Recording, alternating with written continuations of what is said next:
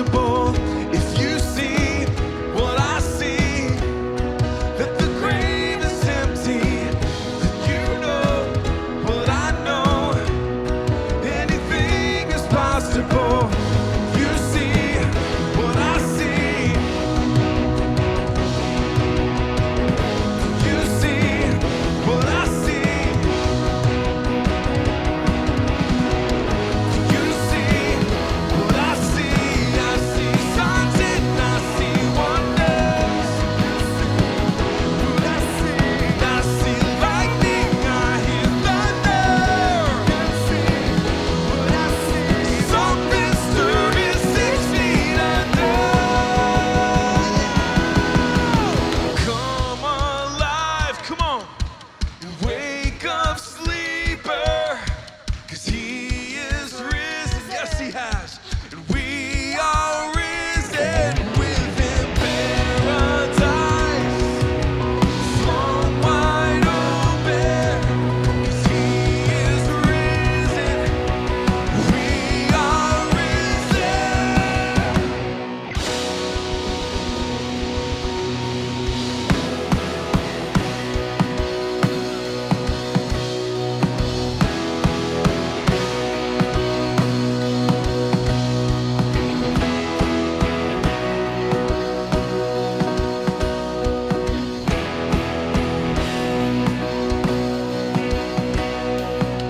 I searched the world, but it couldn't fill me. Man's empty praise, treasures of faith, never enough. But then you came along, and you put me back together. And every desire is now satisfied here in your love. Oh, there's nothing better than you. There's nothing better than you. Lord, nothing, nothing is better than you, Lord. I know it's true, and I'm not afraid. Show you my weakness, my failures and flaws. Lord, you've seen them all, still call me friend. 'Cause the God of the mountain, you're the God of the valley. And there's not a place, oh, your mercy and grace won't find me again. Oh, there's nothing better than you. There's nothing better than you. Lord, nothing, nothing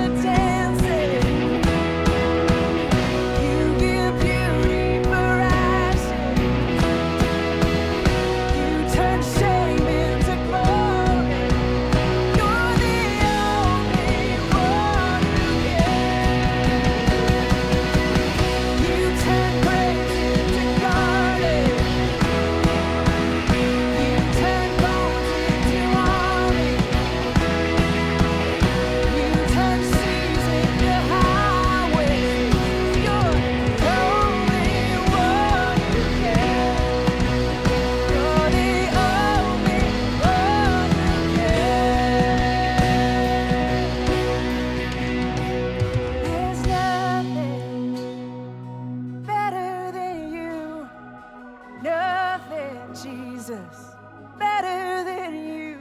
Lord, nothing is better than you. Yeah.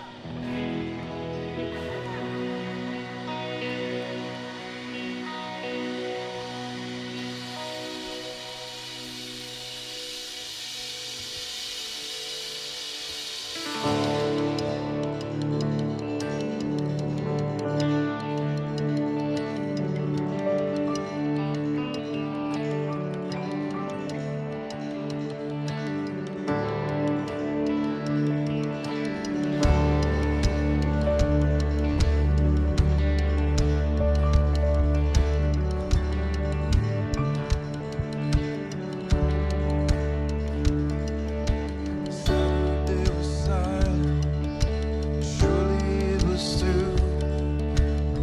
Since when is impossible ever stopped you?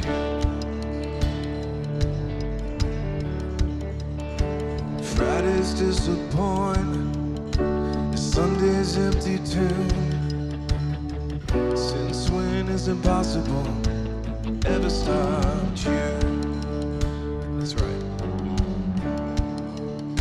This is the sound of dry bones rattling. This is the praise make a dead man walk again.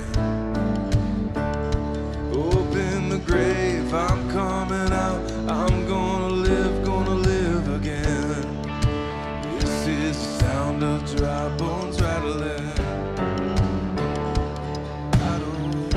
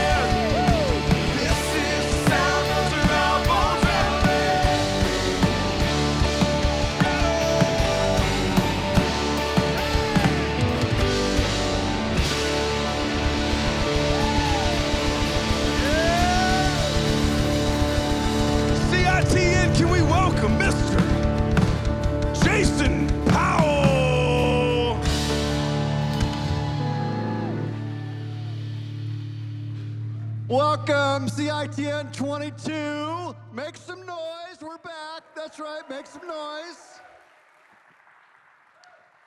All right. While you're standing, I want you to greet the people around you with a high five or a fist pump and say, "You rock!" Oh, come on.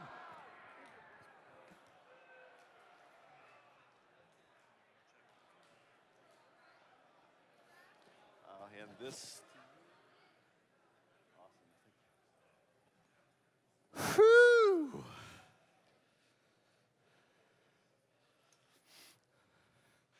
Thank you, Bailey. Can you give Bailey a hand and Jake? How about the worship team, huh?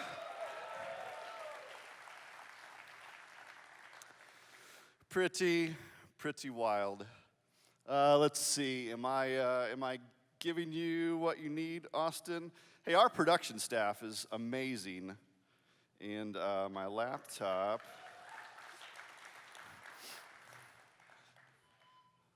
My laptop has just decided to. I think it just froze. Hold, please. I'm unplugging the HDMI. Hey, self. Whoa, that's trippy. Of course, Macs never crash, right? Macs don't have problems.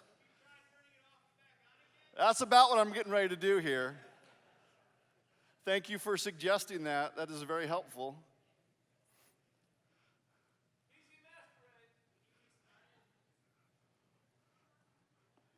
Okay, here we go. We're coming back. What is it doing? Whoa. All right, we're gonna hard boot it.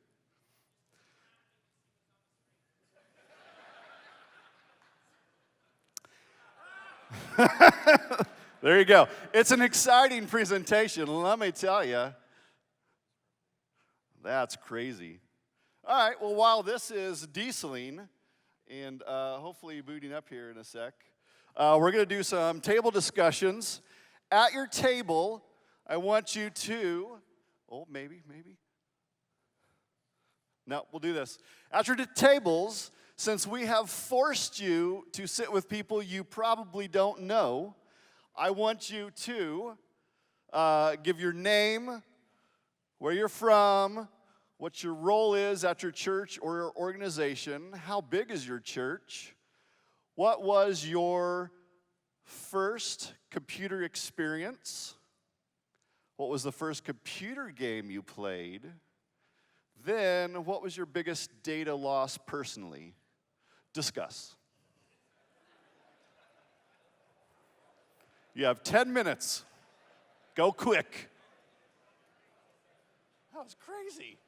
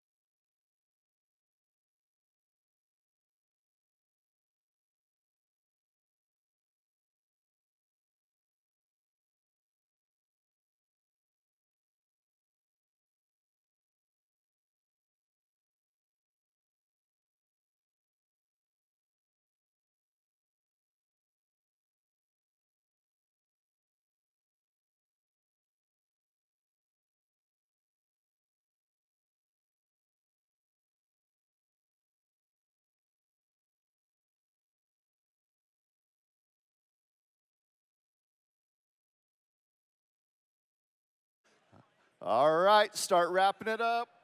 Finish up those discussions.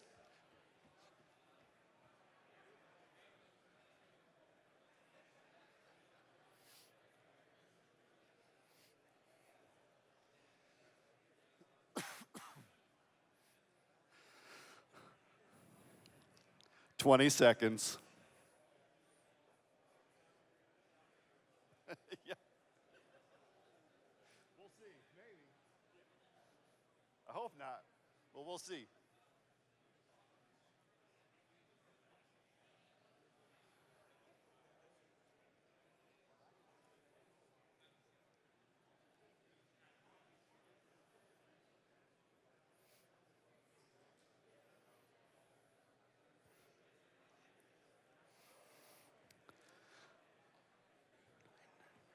All right. Thank you so much for having some table discussions. Hopefully that was entertaining and helpful, and you shared some personal data loss stories that were fun and awkward and all that sort of good stuff. Good news, the laptop has rebooted and it's actually working. So we do have, we have stuff that we can show on the screen. If you want to slap that up there.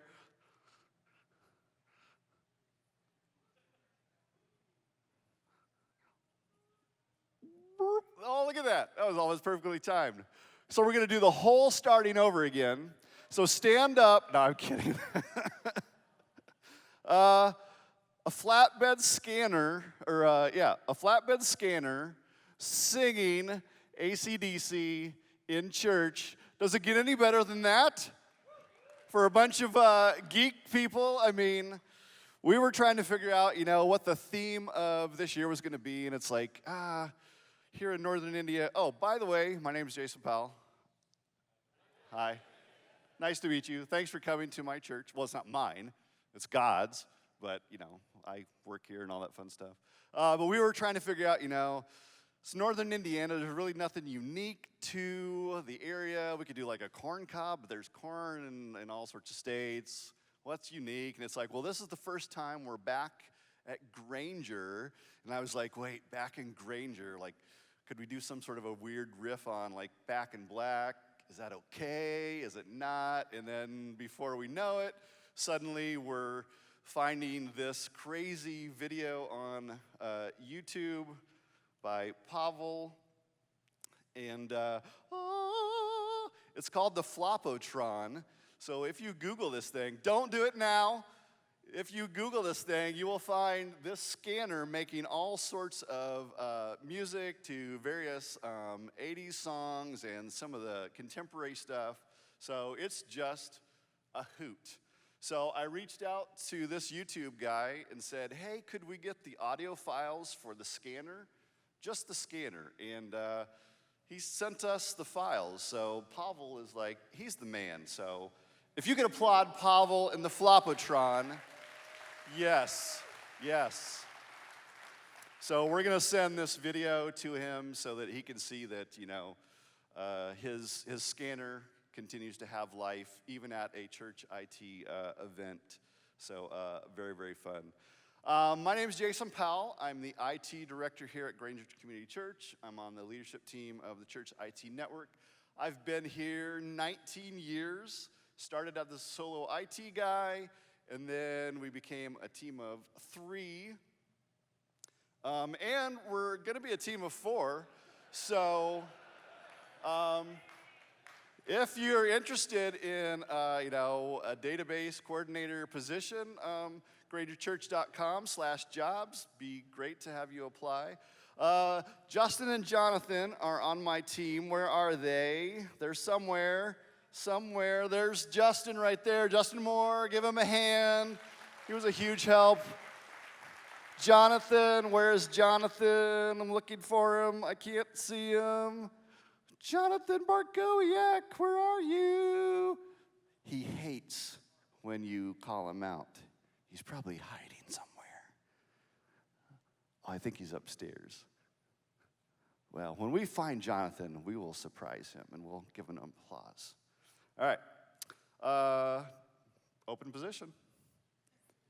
Who are our first timers? Stand up, first timers. It's your first time here. Give them an applause. Woo-hoo! Yeah, baby. First timers. Thank you, thank you, thank you. Almost a third of the people here, so we're almost at 360 registrations, and almost a third are first timers this year. So we're so thankful that you're here. I'd love to talk to each one of you and find out, how did you find out about our little conference thing that we do? And so thank you. We were all at one time first timers. So please reach out to those first timers, welcome them, and it'll be great. Where are my online ministry peeps? Stand up, online ministry, digital ministry. Come on, make some noise. Excellent. And now, where are my ladies? Ladies, stand up and make some noise. Come on, come on.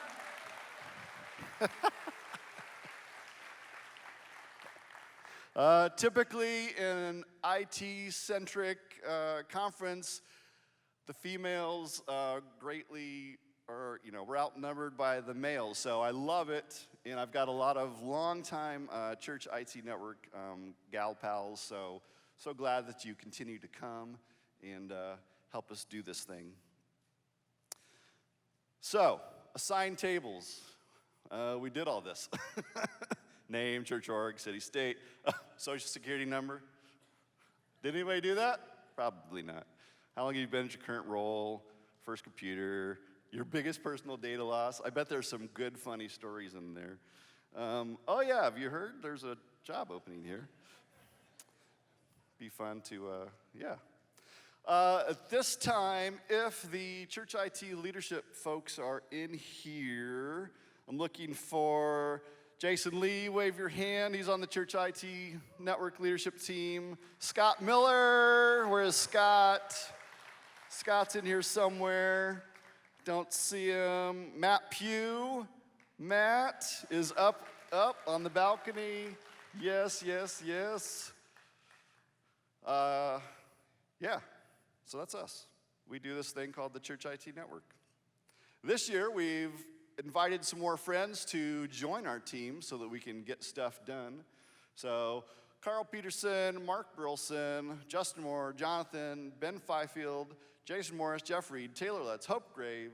These were all people that were instrumental and key in creating the content for the workshops and getting presenters and managing presenters and all that sort of fun stuff.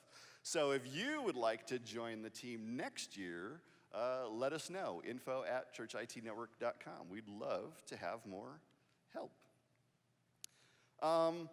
Because I can't memorize stuff very much anymore, like once you get over 50, oh, geez, I can't, what am I doing here? Oh, I'm talking about this thing.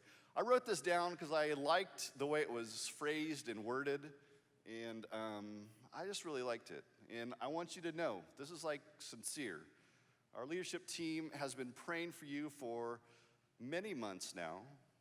We are asking God to keep things running smoothly back at the office so you can focus on being fully present here in the next 2 days. Fully present. Man, Jesus, please keep the distractions to a minimum. We're praying that your soul will be refreshed and inspired to continue the kingdom-building efforts with renewed zeal when you return back home.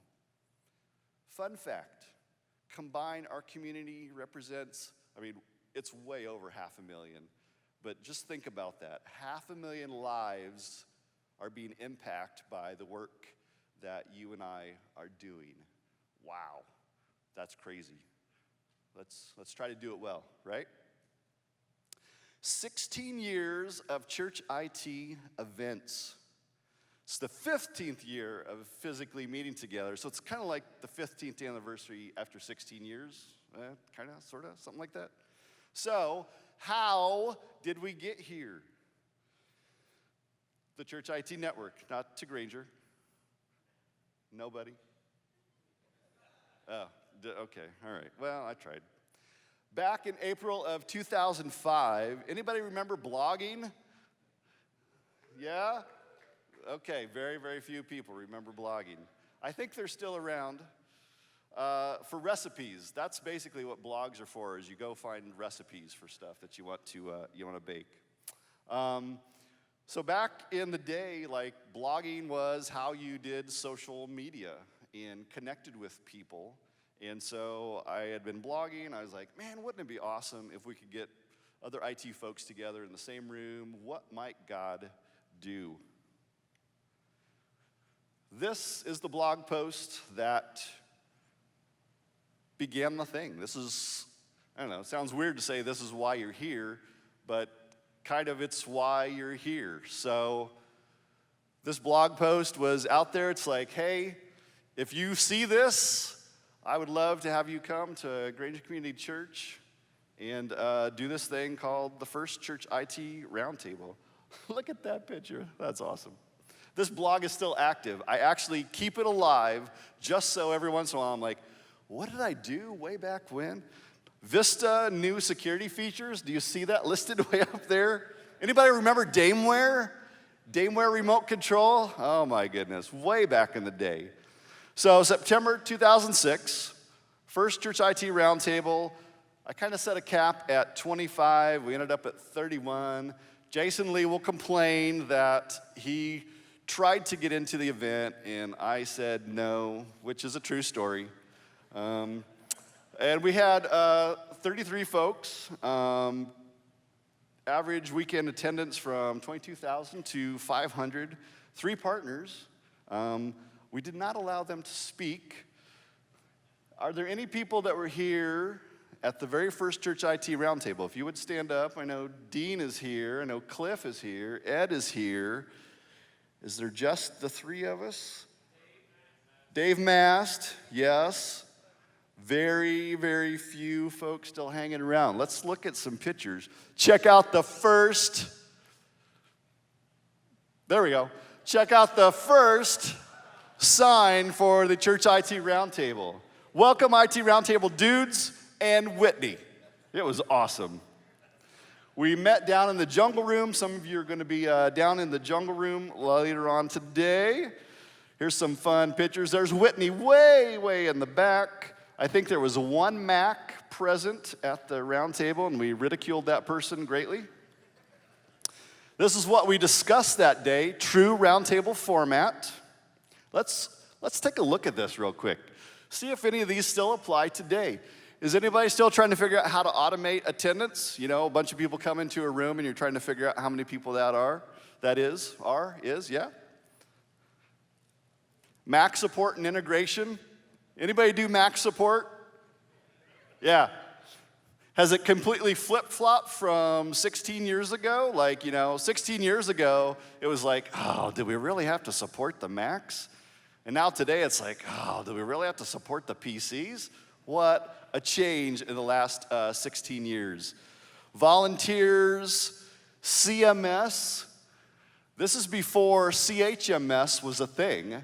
At this event, we were talking about CMS, church management systems, and out of it became, we should just add an H to it and call it CHMS, so it's not a content management system.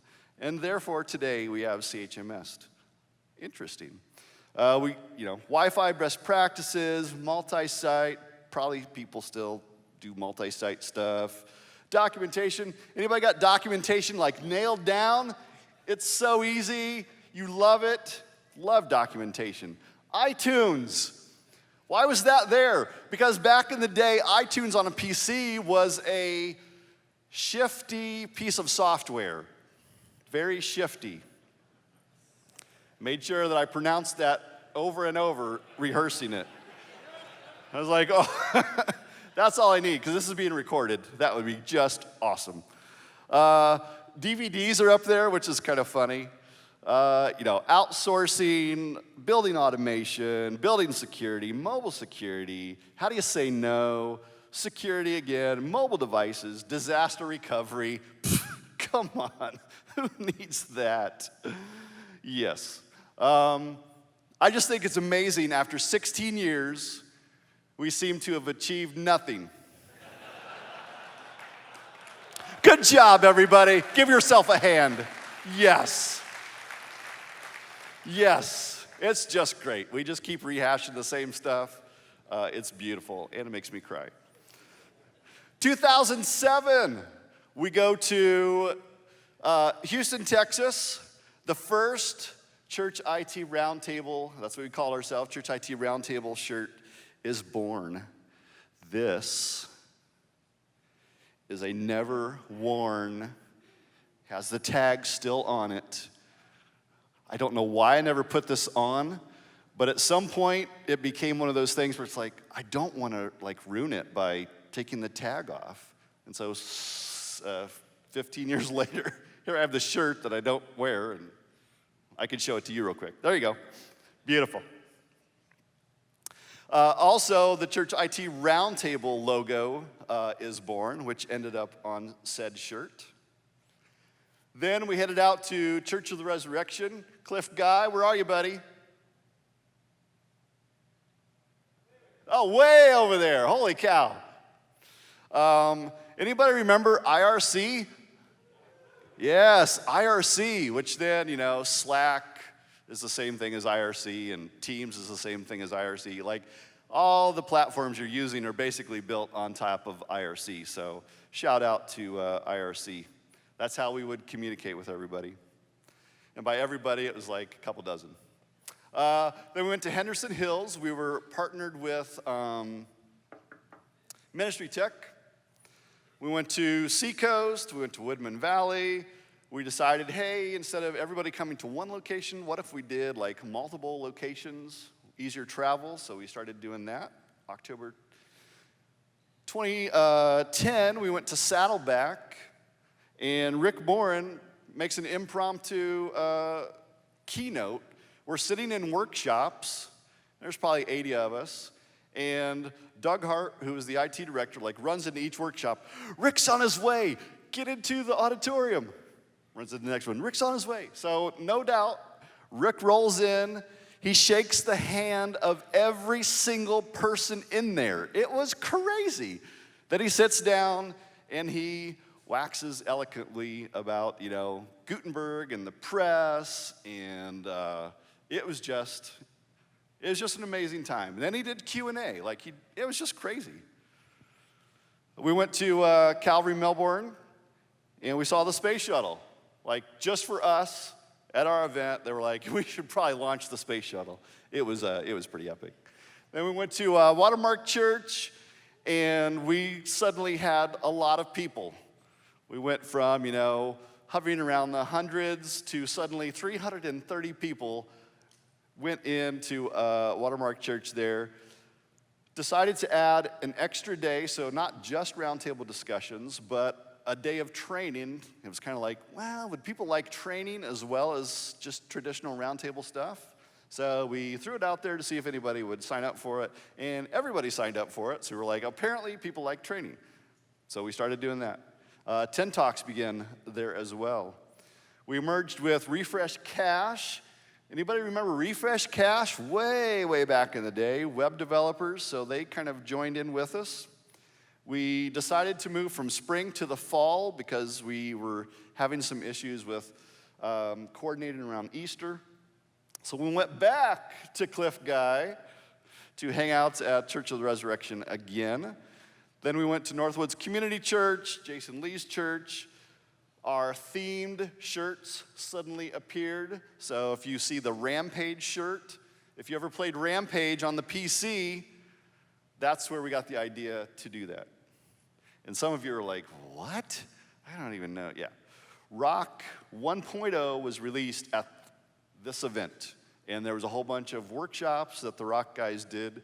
So we helped birth Rock for all of you rock shops. Then we went to Harvest Fellowship Christian. Then we went to New Spring. We had a carnival outside. We ate donuts, and somebody threw up. It was great. We went back to Watermark, to Scott's church again. We had the pleasure and privilege of having online ministry people join us for the first time, and ever since then, we've continued to have an online ministry, digital ministry track. We also switched from CRTRT, Church IT Roundtable, to Church IT Network. We thought it just was easier to, it was just an easier brand, kind of helped people communicate maybe to your boss, give it some more stickiness. Then we headed to McLean Bible Church, back again to Church of the Resurrection. So Cliff wins the award for having the most roundtables or events at his place. Why is that in there? Jeez. Sorry. That was terrible. 2020, Church IT Network finally becomes a nonprofit, 501c3 registered in Texas because Texas has the loosest nonprofit organization rules. It's awesome. Yeah, Texas! On the boards, myself, Scott, Jason, and Matt. 2020, we're set to go to Amarillo. Amarillo by morning. How many people know that song? Yeah. Okay. Then COVID. We're like, oh, shoot. We need to cancel in-person meetings. We did an online thing, and it was kind of fun. Then we went to 12 Stone last year, and now we are finally full circle back to Granger Community Church. So at your table, thank you. I'm glad you're here, a few of you that were applauding. Thank you. Appreciate that. So at your table, quickly share a favorite moment from a past event. If you're a first-timer, you just sit back and enjoy the discussion. Next year, you can share too. So we'll take just a few minutes. Share at your table some fun moment from a past event.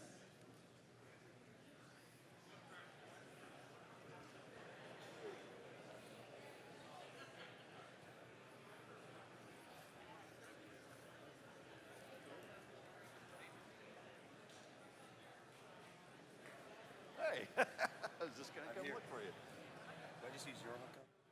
Or is... Are you up after me? You're the one up after me? Yeah. Trace's going to use the same HDMI. Great.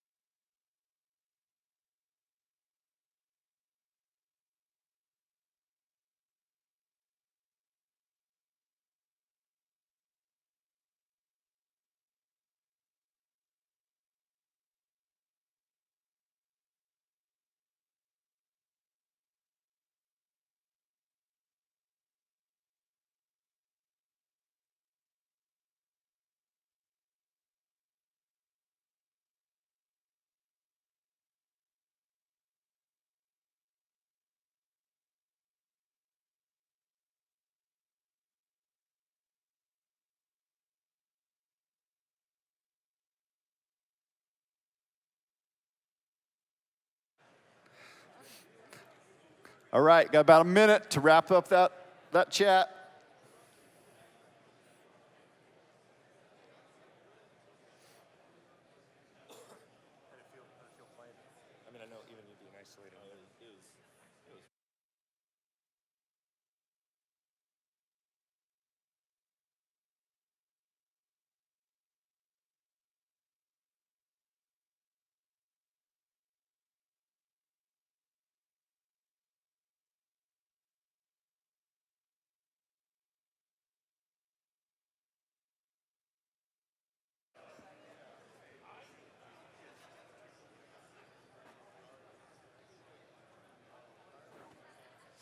All right, all right. Hopefully you found some very fun memories to share.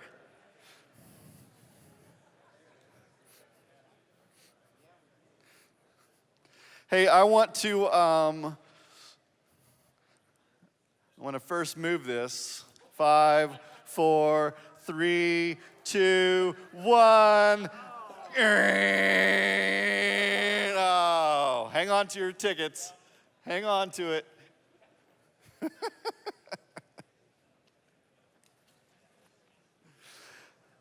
We have the amazing opportunity to listen to our executive pastor, Trace Rorie. He's going to give us some amazing wisdom and insights.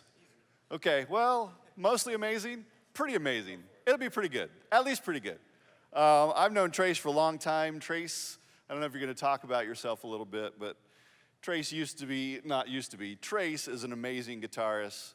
He can shred like nobody's business. I can't shred.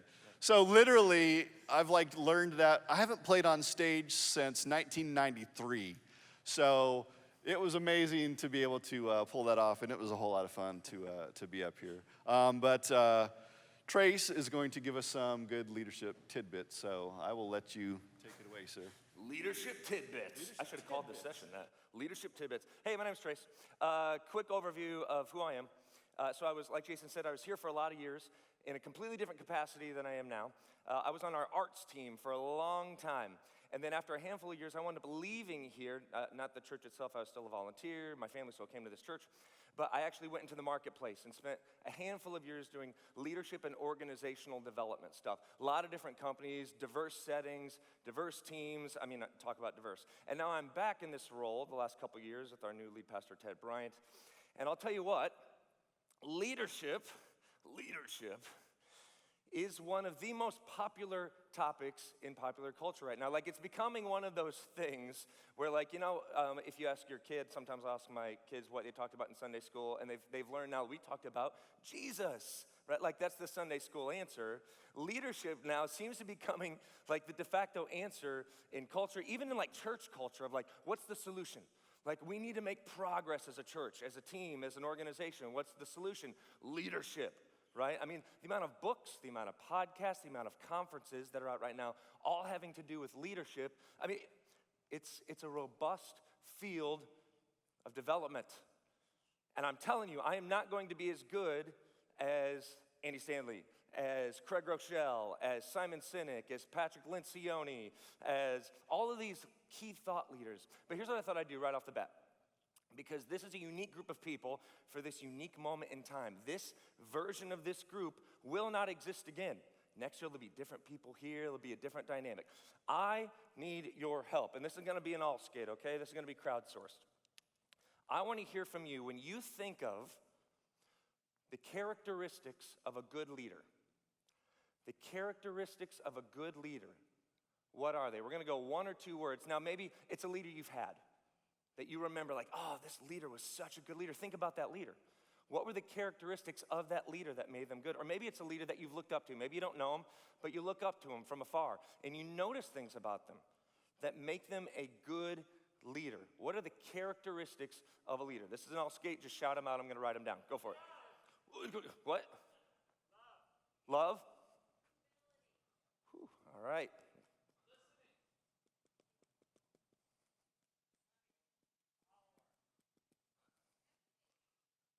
Listening, follower, I missed one in there.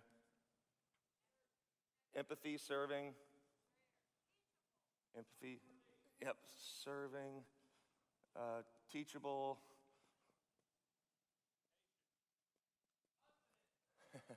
Trustworthy. Patient. Confident. Patient. Whew, oh, man, this is a good group. Confident. Now I missed some in there. Oh, what did I miss? Vision. Good. Integrity. Man. Dedication. Communicator. Do I qualify? Okay. Sorry, what was said over here? Communication. Communicator. Courage. Yeah, that's good. A few more. Authentic, honest, good. And that's the one I'm going to end on. Good. Okay.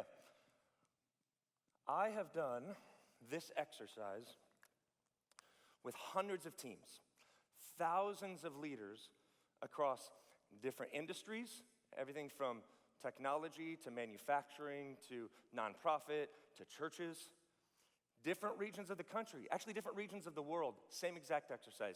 You want to know the interesting thing? The list is always the same. It's always the same. You see, we actually know what good leadership is, don't we? Like, if we really seek inside of ourselves, like, we know what good leadership is. This stuff isn't hard. It's always exactly the same. And I'm guessing if we cleared this room of people and brought in a whole new group, the list would be exactly the same. Another thing that's interesting when you look at this list, and we're going to come back to this at the end, I'm going to leave this up here. Not just what you see, but what you don't see on this list. What you don't see on this list aren't bad things, but things like task-focused, results-oriented, bottom-line focused. Now, all of those things, they're not bad things. They're actually pretty necessary things when it comes to running an effective organization, an effective team. Like, we have to have those things. But time and time again, these are the things that we come back to. We know what good leadership is. So, because leadership is such a popular topic, and I couldn't quite figure out what to name this presentation, we're just going to call it Leadership. Leadership. I'm working on that voice too. I'm going to show you an example of a leader that I really look up to, and a quote from that leader.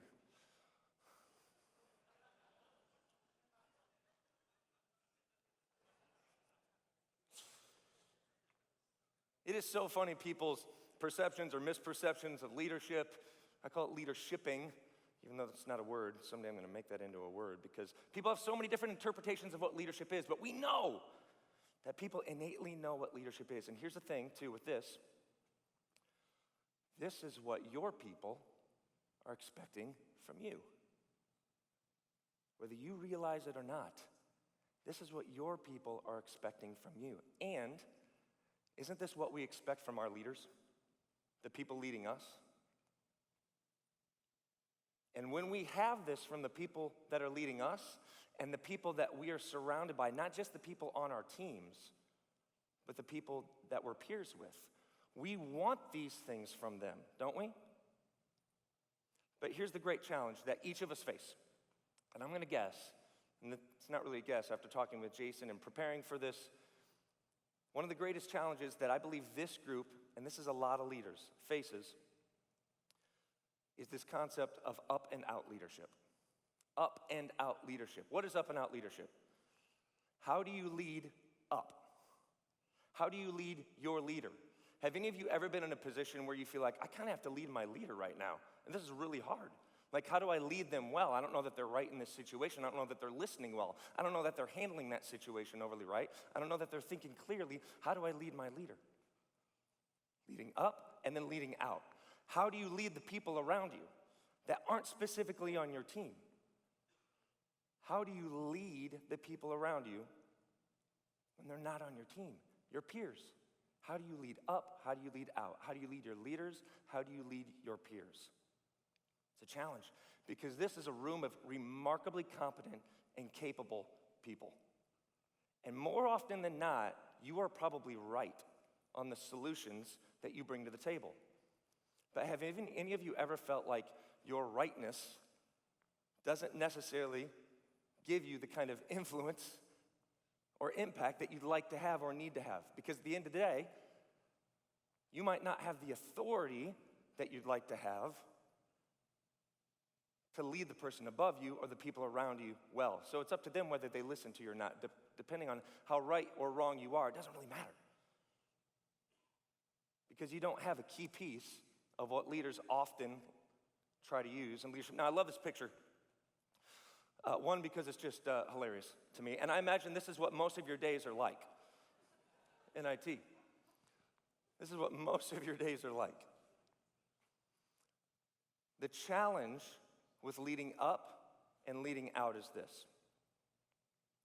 You have to lead without the one thing that makes leading other human beings much, much easier, and it's this: authority. Oftentimes you don't have positional authority, right? And so you can't rely on that to push through decisions, to make things happen. See, authority is the easiest and most limited form of leadership. Now, it's not bad. It's just very basic because it relies entirely on your position. That could be like either official or unofficial in the organization. Some call this positional leadership. John Maxwell calls this positional leadership. And it's what's been reinforced countless times across societies over the span of human civilization as a necessary bedrock of effective leadership. Now, we could spend like an entire hour-long session on the fundamental flaws of the reliance of positional leadership, not least of which is the example of Jesus, right? Who is the ultimate leader, by the way. Fascinating study on Jesus as leader. Jesus is Savior, yes. Jesus is Lord. Jesus is leader. Fascinating study. And he had no formal position. And yet I think we would all probably agree he had pretty significant impact, right? But it didn't come through leveraging authority, at least within the constructs of how the world defined authority. But for the purposes of our time together, this doesn't even matter anyways, because you don't have positional leadership over your peers or your leaders. So it wouldn't help us here regardless. If you want to know how to lead up and out, you've got to get comfortable with the idea of influence. Influence. How do you build and leverage influence in the absence of authority? See, in my opinion, this is actually the purest form of leadership. And the gold that can be mined from building your skills of influence will position you as a rare and indispensable leader, not only in your church, but in your families, in your communities. And wherever you go after where you're at right now, whatever opportunities lie in front of you, your skill set of building and leveraging influence is worth far more and will be far more impactful than having authority could ever be. So, how do you gain influence? Well, influence can be gained a number of ways, certainly, but generally, our society is often taught that influence is the result of a simple equation. It's this: influence is performance, your ability to perform with consistency over time. Your ability to perform with consistency over time. Now, while this is true, your trajectory of influence with this formula will then be dictated by your leaders or your peers' last 3 to 5 experiences with you. Their last 3 to 5 experiences with you, operating from this equation. But in reality, we're not just talking about their experiences with your job-related technical performance. Wouldn't that be nice? Because it's not just their experience with what you do, but with how you do it and why they perceive that you do it. Not just what you do, how you do it, and why they perceive that you do it. So if you want to lead up and out in the most effective way possible, you have to operate off of a different formula. It's very basic. It's this: influence is the result of trust over time. Influence is the result of trust over time. Now, many people would say, maybe you're one of them, that trust is built by simply proving your competence over time. How competent you are, how capable you are. That's really how the world works. That's called predictive trust. If you've spent any time in any of Lencioni's work, he calls this predictive trust. And it's really important. Essentially, it's this: based on what you've done in the past, I can predict that you will do that same thing in the future. You've proven yourself competent and capable in the past. I've seen you do that. Therefore, I can trust you to be competent and capable in the future. It's really important. That's predictive trust. But the more we learn about human psychology, see, that's what this is. It's all human psychology. Building and leveraging influence is all about understanding how people work, how the mind works. The more we understand about human psychology, the more we've discovered that predictive trust isn't the only core component of building a trust that yields influence in relationships, with or without the presence of authority. So how do you do it? In your roles, how do you lead up? How do you lead your leaders? And how do you lead your peers effectively? Without authority, how do you build that trust over time? It's pretty simple. Pretty simple. The first, you already know about. It's your competence. Your technical competence. You have to have this. Without technical competence, we don't have jobs, right? You don't just get a job because people like you. I mean, that might be how you get into a job, but if you're not proving yourself competent over time, you're probably not gonna have that job long. You probably can't have people on your team very long without them proving their competence. This is your performance. Really, really important for building trust. I might like you, but if I can't trust you to drive the car safely, I don't wanna get in the car with you. Your technical competence, really, really important. But it's not the only core component of building trust. Next is this, your character. Now look, I know we're at CITN, a technical conference. But how you leverage and build relationships will have everything to do with your ability to influence and impact your peers and your leaders. Your character. This is who you are. This is your motive. This is your intent. This is your integrity, your values, your purpose, like your mission. We've all known people who we trust their competency, right? We trust their ability to get a job done, but we don't trust who they are, right? We trust their competence, but we don't trust who we are. Does anybody like being on a team with somebody where we might trust their competence, but we don't trust who they are? We don't like being on teams with people like that. Your character matters. The final piece is this, and this is where we're going to spend the rest of our time today. The connection you build with your peers and the leader.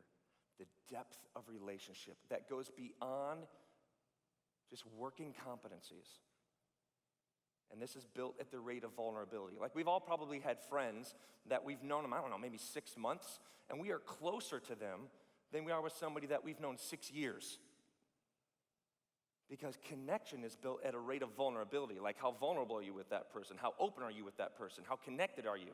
How much have you shared life together? Not just kept at surface level, but actually gone a few layers deep. And all of these things done with consistency. Can't just do it day one, and then you're good. All of these things done with consistency. This is how you start to build influence with people. Your greatest asset to influence, to lead up and out, isn't your technical competence. It's not. It's important, but it's not your greatest asset. It's the visibility of your character, your relational equity, combined with your capabilities. And why is this? Well, we actually know why. Because we already know that human beings aren't simply influenced by logic. I know we like to think of ourselves as logical creatures. Like, it's really fascinating if you get into the brain science of it, how are decisions made, right? This prefrontal cortex, which is the decision-making portion of the brain or the logical side of the brain, but how significantly it's impacted by our limbic system, which is the emotional center of the brain. How these two interact is fascinating. We like to think of ourselves as logical creatures, but more often than not, we make decisions and we build opinions emotionally. Emotionally. This is how we gain influence with people. Not by just being right or wrong or being consistent in our competency, but how we build connections with people. How we make them feel when they're with us.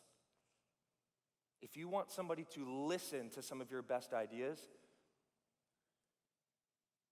you need to have spent time building into that relationship. Because then they aren't just going to hear what you're saying, they're going to hear who's saying it. They're not just going to believe in what you're saying, they're going to believe in who's saying it. And now you are building and leveraging influence. And honestly, in my time, I've witnessed some of the most competent, capable leaders left on the outskirts of teams with little to no voice or influence because they simply couldn't take to heart the fact that their abilities, their objective rightness on any particular idea or issue, their technical competence wasn't enough to give them the trust and influence they believed that it should. And they were left frustrated. But it's because they were operating from the wrong equation. So, really practically, as we wrap this up, really practically, how do you do this? It's a lot of theory, it's a lot of high-level talk. That's the substance. How do you practically do this? I want you to be able to walk away with some really tangible specifics on how you can lead out and lead up really, really well. And it's this. With your peers, building trust and influence, you have to seek to initiate connection opportunities. You have to seek to initiate connection opportunities. And oftentimes, one of the most opportune moments is outside of work-related issues, challenges, obstacles. We spend so much time in those, right? And at the very beginning, we'll be like, hey, how's it going? How's your day going? Okay, let's dive into the issues. And we've missed something really, really important at the onset that could change the substance of the tactical conversation that we need to have. Initiate connection opportunities with your peers. Build influence through questions and listening. Ask good questions. The best leaders I know are the best askers of questions. And then they listen really well. Not just to respond, but to understand. Not just listen to respond, but listen to understand. This is going. Tie your C's to theirs. Our 3 C's, right? Competence, character, connection. Once you listen well and you start to hear what their competencies are, who they are as a person, what excites them, what their mission is, what their values are, what their passions are, and you begin to tie your competencies, your passions, your character to those things, now you are starting to build a depth of connection with that individual that will leverage opportunity going forward as you have tactical conversations. Because they'll know that your why is tied to theirs, that you're excited about what they're excited about, even though your competencies may be different.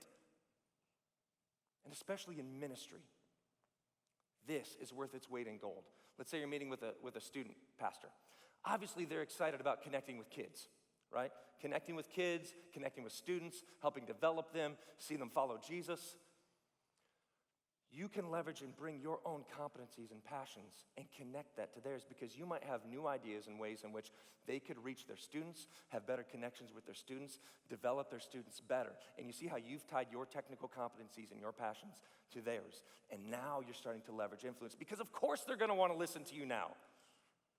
Of course they're going to want to hear about some technological infrastructure that might make their life better and easier and more effective at the thing they are pursuing as well. Because you've tied your C's to theirs. Influence. Chips in the bank. Withdrawals require deposits. Maybe you've heard this metaphor before. But every single interaction, if you think of it like this, every single interaction you have, think of it as either investing or maybe withdrawing. And you might not think of it as a withdrawal, but think of it like this. There are some people that any time you might even offer them constructive criticism, you're trying to help them. In your mind, you might be trying to help them. But in their spirit, that can feel like a withdrawal. And if you've spent no time investing relationally, eventually what are you going to reach? A negative balance, right? A negative balance with that individual. Spend time investing. Put chips in the bank. Because sometimes hard conversations come. Sometimes you're going to have to critique an idea. You're going to have to shoot an idea down.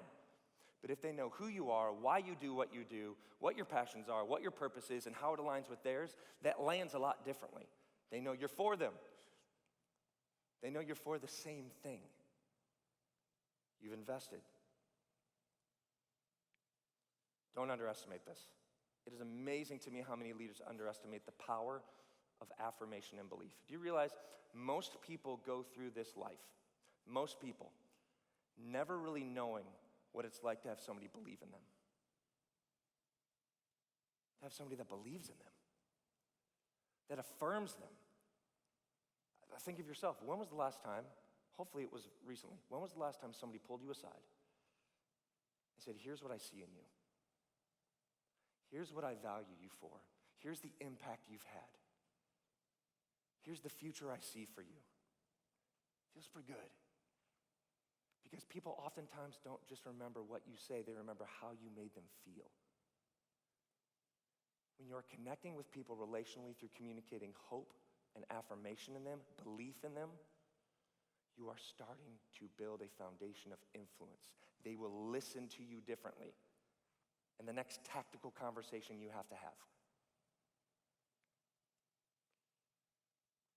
Process versus people. Understand the process of people. Here's what I mean.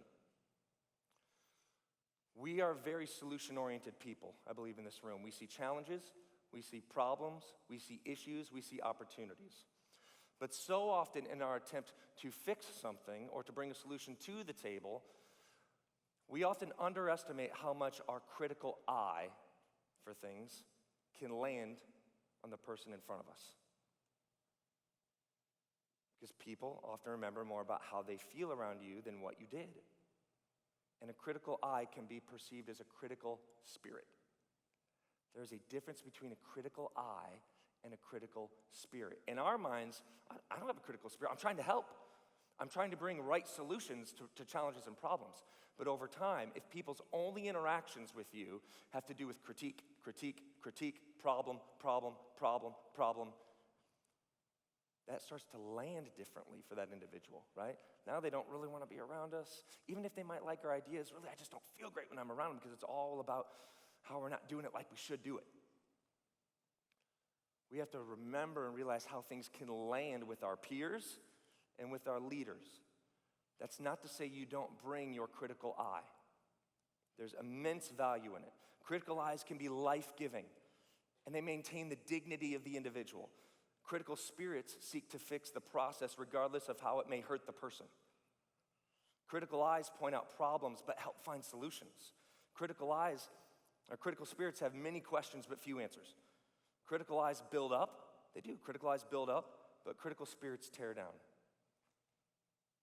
And sometimes our gift of critical eyes can be received as something else entirely. If you want to build influence, critical eyes. If you want to lose influence, come across with a critical spirit. So how do you lead up? How do you lead up? A little bit different. You need to have the ability to articulate the mission, vision, and values with authentic enthusiasm to your leaders. Authentic enthusiasm, rather than, I know the vision of our church, the vision of our church is this, and here's our mission. No, if your leaders see your enthusiasm for the mission, vision, and values, they're going to hear everything you say differently. Influence. Problems require solutions. Bring solutions and balanced ripple effects. What are the solutions that we have? But bring the ripple effects as well. Oftentimes in my relationship with Ted, our lead pastor, I consider part of my job is to give him as best of perspective as I can. Here's the 3 options in front of us. Here's the ripple effects of each one. Let's make a decision together. Bring balanced options and balanced ripple effects. Bring full perspective to your leader. Really, really important. And then align every problem and solution, the hows and the whats, to the mission, vision, values. The mission, vision, values of your church should really ultimately define the problems that you experience, right? That's what it is. Here's what we're trying to do. Here's what's keeping us from doing it, or here's what could prevent us from doing it. So where you're headed defines what problems are. You need to have the ability to tie what you perceive to be issues, challenges, or problems to the mission, vision, values, and the solutions.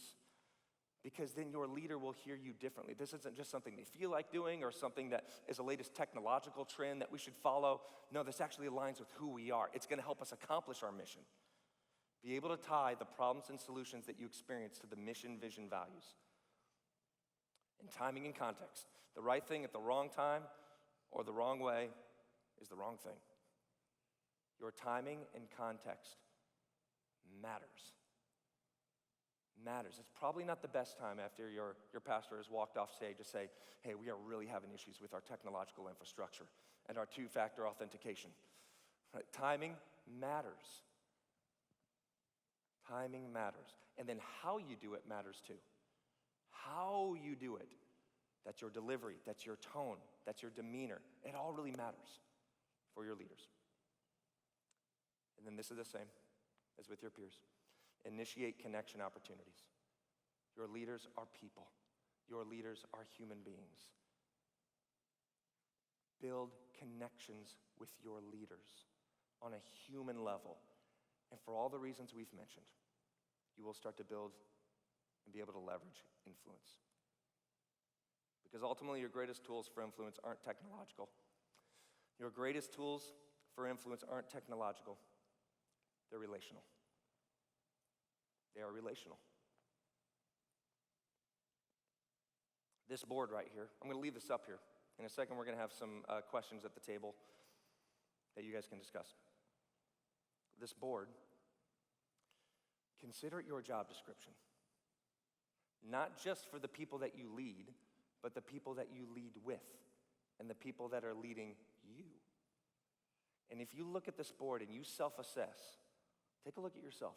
Which area do you feel like, for the sake of the people around you and your leaders, you could spend time getting better at? Getting better at. And who with? Because I guarantee you, if you spend time on these things, your influence will expand exponentially. Exponentially. And ultimately, that's the best tool you have for leading your peers and leading your leaders. I want to hand off to you guys again at your tables. We like a lot of group discussion on here because it's one thing to hear from us, but you guys are surrounded by experts. You are surrounded by competent people who have experiences and who have perspective. That's why we like to have a lot of table discussion. I'm going to give you guys some questions, and whichever one of them is relevant, you guys can spend time on any one or all of them, doesn't matter. These are questions for table discussion. And specifically, take a look at this board. That last question has to do with this board. Maybe write down some notes for yourself, or you can come up and take a picture of it. And take a look at it every morning before you go into work, before you have that meeting with that leader, with that peer. Which of these things do you need to do? Take some time at your table with these questions, have some discussion. All right, go ahead.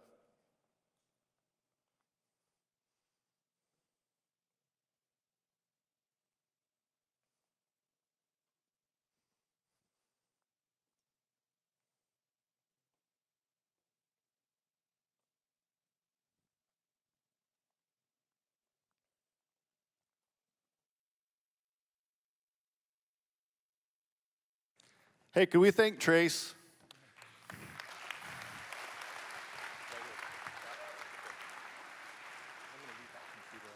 Okay. While we would love for you to discuss these questions, we're running a little late, so perhaps we'll bring these questions back. Perhaps you took a lovely photo of them. Perhaps when I plug in my laptop to HDMI, it will crash again, and it will be spectacular. Can I get a drum roll? Thank you.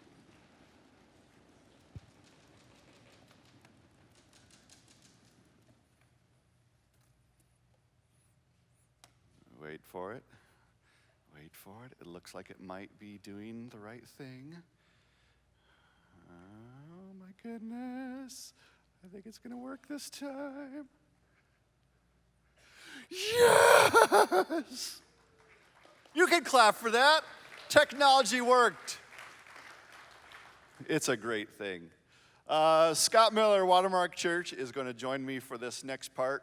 We're going to rock through this really quickly. Hey, if you have a hotspot, turn it off. You're killing our Wi-Fi if your hotspot is like all 80 megahertz channel width all over our channels in here. So we have building Wi-Fi. Use it. We have 3 pillars, Scott, right? Which is your favorite pillar? Oh, come on. It's community, of course. We'll talk about that. Why we exist. Like, community is all about it. Scott and I, started connecting because of community. He had, a similar heart about trying to get people in Texas together to talk stuff, and it was like, man, we should get together, and here we are, much later. This is a no-ego fly zone. Everybody's doing amazing things. So check your ego if you have one. We've been given a gift, several days to hang out with like-minded peers. Treat it as a gift. Extroverts, where are you? Of course. Introverts, where are you? Whoa, crazy. They actually said something. That's the weird part. Extroverts, we ask you at this conference to maybe notch it down a few, to give the introverts an opportunity to notch it up a few. So, introverts, I feel you, I got you. Try as hard as you can. Ask God over the next 2 days to help you extrovert. And if you know you're like high extrovert, ask God to like help you rein it in a little bit. Your wife or spouse would probably appreciate that too, maybe. Is this a safe place, Scott? Totally safe place. Totally. Share all your deepest, darkest secrets. This is a safe place. It's okay to vent with people around you. We get you. We are you. We understand. But clearly, what is said here stays here. On professional ideas, though, thou shalt steal. Take the ideas, the information you learn, take it back to your shop, your home, your church, make it better, bring it back, and tell us what you did to improve on it. Because Jesus wins. All right, so here we go. So guys, anybody who knows my story knows that I've been in church IT for about 22 years. The first 6 years of that were miserable. I was doing IT, AV, all the things, right? And didn't have any community. And so that's why when Jason asked, what am I passionate about? Community. That's what I'm passionate about. Because over time, what we've seen happen is that people started raising their hand, Jason and then others. And so literally everywhere from California to South Carolina and all places in between, people said, hey, I want to step up and build community, right? And so it's really fun for us to look back, 15, 16 years and see what God has done through that. It really is. But here's the thing. I think over time, as this thing has grown, and I want you to hear this. This is from my heart, right? And I'm speaking on behalf of what we call this leadership team. But our heart is this. I think over time, as things grow, we've had to get a little more formalized, which means we became a 501c3 because we have partners who are amazing, who are here, by the way. I'll just pitch to them. They're here because they care about you and me and us, and they are building amazing things so that the church is better. But because of that, they give money so that we can do these things, and we have to have a bank account, and we have to do all these things to provide food for a national conference and all of this. And so what can happen in that is it can very quickly become this is our thing, and you guys come to it. And that has never been the heart. This has always been your thing. The reason this exists is because faithful men and women over time raised their hand and said, hey, we think we can get people in our city to show up and we can share ideas. And so this is where I've heard from folks, and it's broken my heart over time, hearing like, hey, we wanted to do this thing, but we didn't feel like we could do that, or we needed to ask your permission. And so if you've ever felt that way, like, we want to ask your forgiveness. Will you forgive us if this ever felt like it was about us and it wasn't about you, okay? And so really what we want to do as we've looked back 15, 16 years, as we look forward, we don't know what God's going to do over the next 15 years, right? But we do know one thing. It will be because of all of you in this room, okay? And so as we go forward for the rest of our time over the next couple of days, we want you to really think about, how do I be faithful and raise my hand? What does that look like for me? Maybe I want to jump in. Look, maybe we're going to keep doing national conferences, right? We're holding everything really loosely. Like, maybe we keep doing this. And if so, we need people to help. So how can I jump in and help? And the other thing is, we've heard, sometimes some of you guys may have raised your hand and you never heard from us. And we want to be better at saying yes. And so will you forgive us if you've done that before and we haven't said yes? And so that's where we are looking forward. Like, we've looked back, we want to look forward, because this is not our thing, this is your thing. You guys are this ministry. We don't know what God's going to do, but we know it's going to be because of faithful men and women in this room who are like, hey, I can do this in my town. I want to do a regional thing. I want to do a local thing. I want to grab the churches in my neighborhood. You don't need anything from us but we want to help you. So that's where we're pivoting. We're like, hey man, we don't necessarily want to be about a national conference. That might be a thing. We want to be, how can we help you do this well? And if you want to have an event, we want you to have an event. If you want to gather, we want you to gather. And we want to come alongside you as you guys raise your hand, and we want to help figure out how do we do that together. Because here's the thing, the church wins, right? I wouldn't be here. My best friends and longest friends, some of y'all are in this room because you've encouraged me over the years and been really a faithful servant for me. And so we want to help each other. So that's the thing. So as we go for the next couple of days, we want you just to kind of marinate on that, right? How can I make this mine? And how can I serve my local community, this larger community, in ways that maybe I haven't thought of before, okay? And at the end, we're going to do a survey, and we always ask, how can we make this event better? But we want to do more than that. We're like, how can we make the Church IT network whatever it needs to be for the next 15 years, okay? So that's our heart, and I wanted to share that with you guys because this community is so important to me, and I hope it really is important to you. So we love you guys. We are proud to call you our friends. And so from our heart, like, we just want to say, this is your thing, okay? So anyway, that's all I got. That was Jason? beautiful. That was beautiful.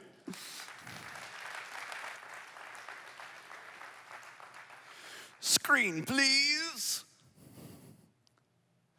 All right, very quickly, we got a bunch of partners. Make sure you visit them. They're awesome. They're the only reason that it costs $85. $85 does not even remotely cover the cost of your food because we like to feed you good stuff. Online Giving is our ludicrous partner this year, and they're sponsoring the Notre Dame tour this evening. The tickets are free. You can still sign up. We just need a head count, so you can still hop in, grab those tickets. It'll be great. IT1 is sponsoring the cafe. Sketch is a source of truth. Everything there. Building maps in there. Scavenger hunt. I was told bingo is working again, so check that out. Kat Peterson right here is taking some photos for us, so she is not creeping on you. She is taking pictures for the event. So we've got 2 days of content and stuff. And there is one more thing. Wouldn't it be cool?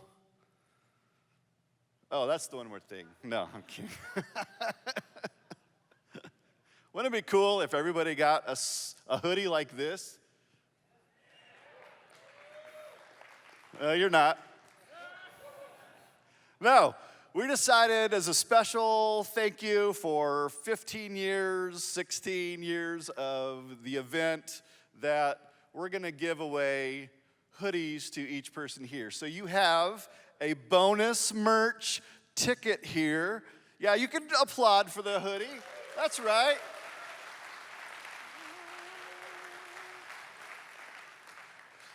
So over here, we have Scott Pugh's lovely family and Matt. My brain is so fried. Family Pugh is over here. You can take your merch ticket to them now or during lunch, come back and do it. We are running really, really behind, but here's the other thing about these hoodies. I would not wear them until you wash them. Ask me how I know. So I was wearing this thing for about 3 hours, and I was like, man, my arms are kind of itchy. So I take it off, and I'm like, either this thing is giving me a rash or I'm getting monkeypox. Like, it's one of those two things. And somebody else had been wearing their hoodie, and kind of the same thing happens. So if you have sensitive skin, like me, I would highly suggest not wearing this thing until you have properly laundered it. So 10:45, you've got 6 minutes to get to your workshops or grab a hoodie on your way out, and we will see you in the workshops.